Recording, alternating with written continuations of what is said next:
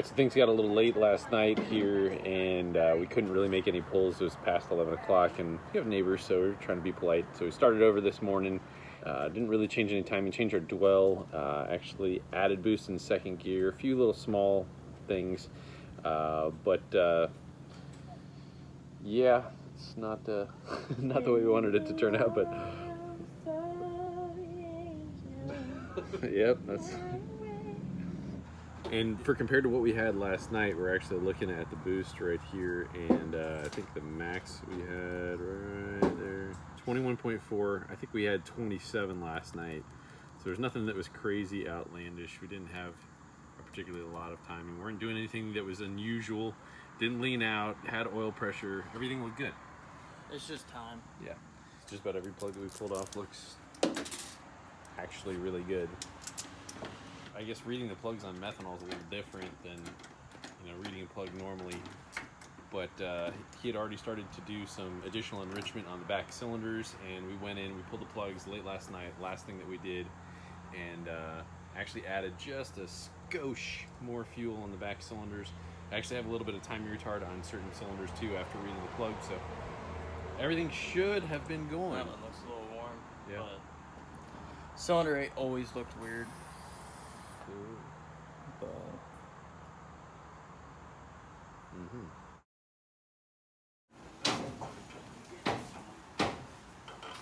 All right, just going in the garage. We're gonna go and tear it apart and see what we find, see what's salvageable.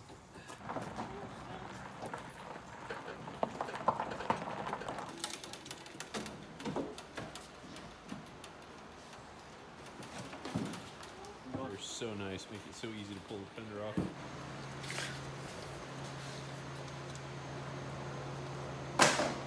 Backside of that other turbo, was that all right? yeah. Oh yeah, this one's on this one. Little brake clean. A little brake clean, send it. Little brake clean. I mean, this side was spitting blue fire out at the end of a pool. That side was spitting red fire out because it was burning all the oil. The bearing looks fine. It doesn't look like there's anything that touched either, so there's nothing that came out of that side. But That turbo's heavy. It blew a head. Look at that. Look at it running out. Yeah, it's run out. It definitely blew a head gasket first, and then.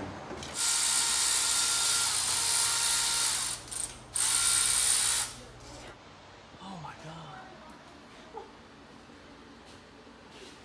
This doesn't crash. nah, come on. Might be alright. We'll see. We're trying to make sure that these heads are salvageable still. So. How much metal's in there? What's that? Who was it? Oh, that's Sparks and Chase. Silverado. There she is, right there.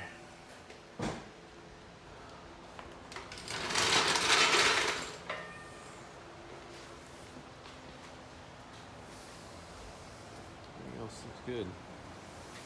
Piston delete. Call me if you want one. 27 pounds of boost, Bluetooth piston. Yeah. Load the head gasket. See what the other side looks like, because I thought it was going to be the other side. Nothing like some good old father-son bonding time. Is that what we call this? Yeah, I guess so.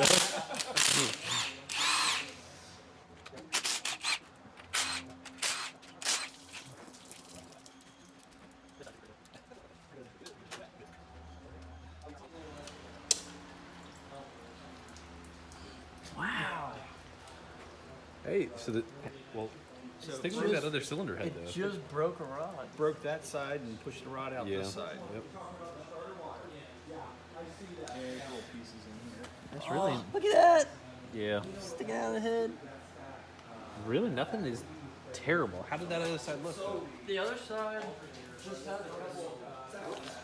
Oh, heck yeah, man. Those are good. It'd be a crying shame to see a loss of a boarded cylinder head. That sucks. Not as bad as you thought. No, I thought they were going to be way worse. Yeah, me too. It's over here. The other side's the full side. I think it made too much torque, kicked the rods out. Agreed.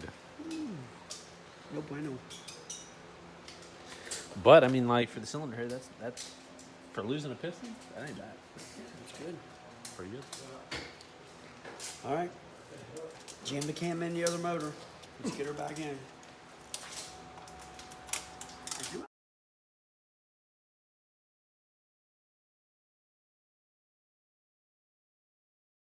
That one looks straight.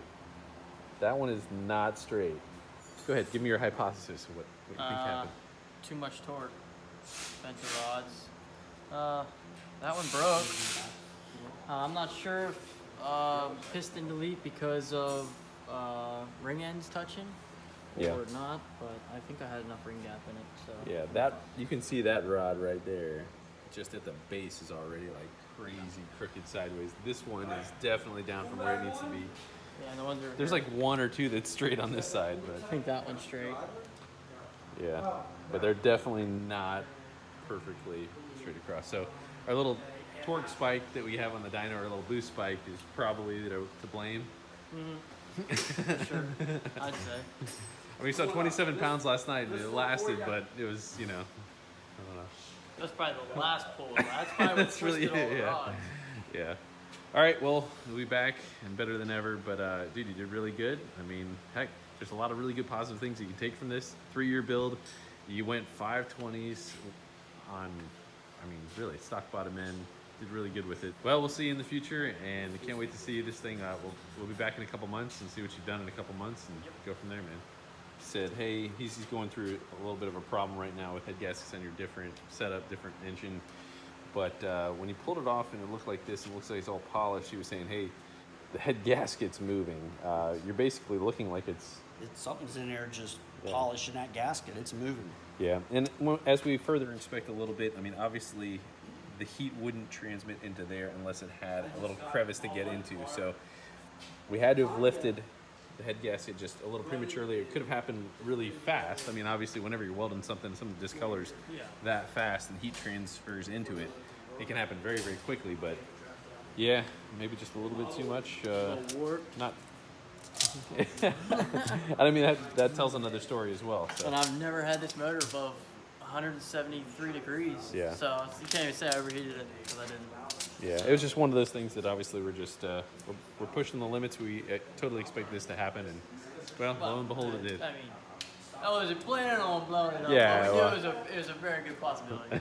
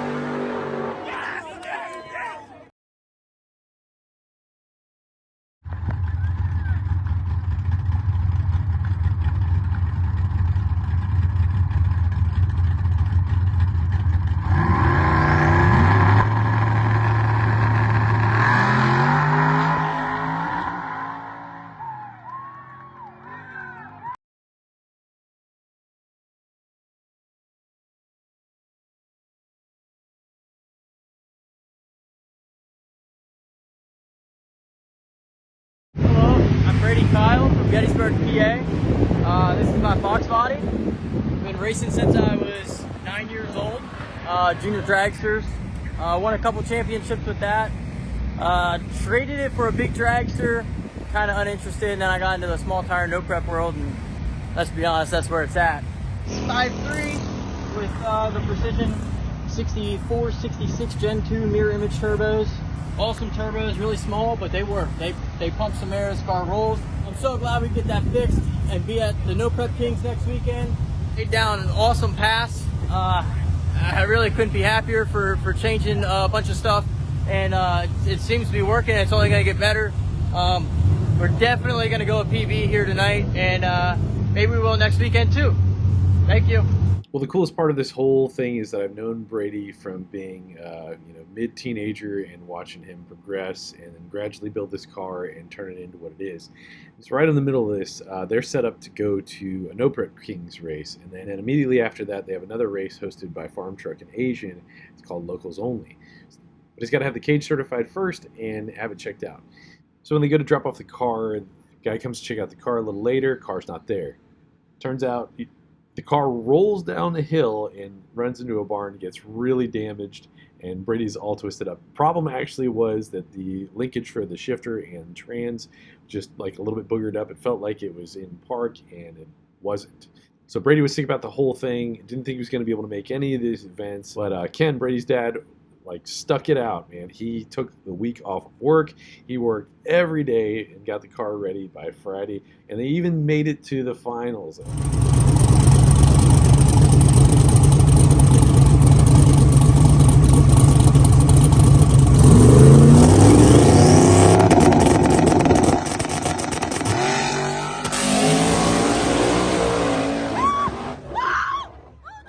So that was the semifinal race. Track was dewy, and obviously you could see what happened there. The guy that you saw just wrecked took his car home, worked on it all night, did not get any sleep, and ends up going to the finals with Brady the next day in Locals Only.